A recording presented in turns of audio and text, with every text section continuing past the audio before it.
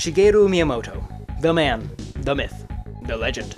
The prolific game designer who can do no wrong, the father of Mario, Donkey Kong, Link, Olimar, and so many more.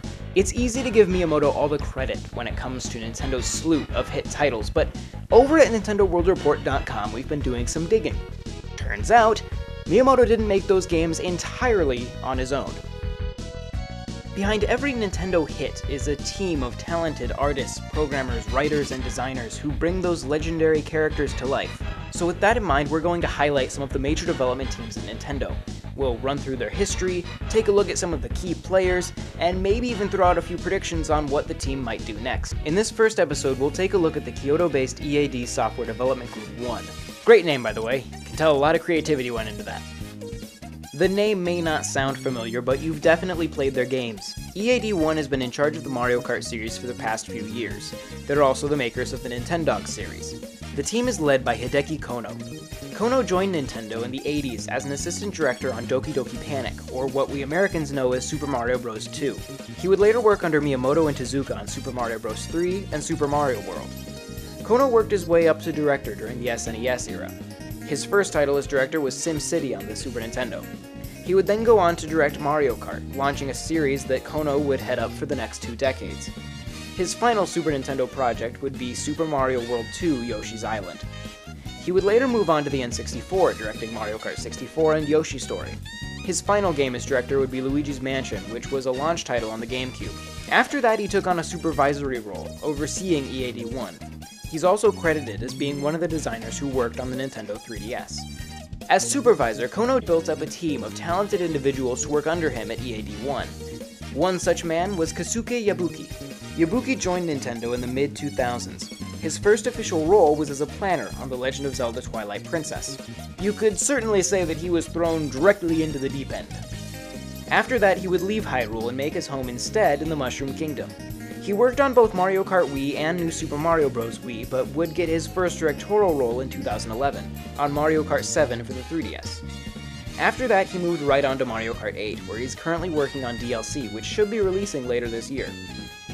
He's currently one of the primary directors on Konno's team, meaning that once Mario Kart 8 content wraps up, he'll probably be moving on to direct a new project. Depending on the timing, that may be the next Mario Kart for whatever Nintendo's new system is called. Another of the primary directors at EAD1 is Yasuyuki Oyagi. Oyagi started at Nintendo working under Genyo Takada on Star Tropics, Super Punch-Out, and Pilotwings 64. He would move on to Konno's group when he began work on Mario Kart 64. He worked on several other popular N64 games, including Star Fox 64 and F-Zero X. As the GameCube era rolled around, he found himself working as an assistant director on Super Mario Sunshine, The Legend of Zelda: The Wind Waker, and Mario Kart Double Dash. He stuck with Mario Kart for a while after that, directing both the DS and Wii releases of the franchise. His most recent directorial role was on Nintendogs plus Cats back in 2011. Since we haven't heard from Oyagi in a few years, it's likely that his next project will be revealed in the near future. Perhaps at this year's E3. Someone with a lot of experience making racing games, including an F-Zero game. Not gonna happen, but we can dream. This last guy's resume is a bit different, and yet his work is perhaps that with which you'll find yourself most familiar.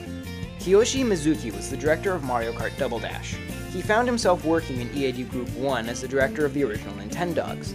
After finishing with Nintendogs, he directed or produced several other pieces of Nintendo software, including the Wii Shop Channel, Nintendo Channel, 3DS Friends List, 3DS eShop, SwapNote, Wii U eShop, and Miiverse. Personally, I would leave Wii Shop Channel off the list, but other than that, it is a very solid lineup.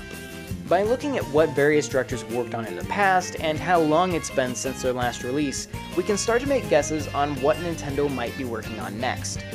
Not to mention, there are several other EAD groups we've yet to look at, plus companies like Monolith Soft and Retro Studios. So I hope you'll stick with us as we take this little journey through Nintendo's inner workings. Thank you very much for watching this video. Make sure to subscribe to Nintendo World Report TV and check out NintendoWorldReport.com. If you like Nintendo history, then you might want to check out my other series, Nintendo's Gamepads, which runs through some of the controllers Nintendo has implemented throughout their long history of making video games, and it starts well before the NES. This episode was co-written by site director Neil Ronahan, who you can watch weekly over on Nintendo News Report. And if you've got some free time after all of that, you can also check out me and my friends playing some video games over on my channel right here. Once again, my name is John Reardon. Thank you very much for watching, and I will see you next time. Bye.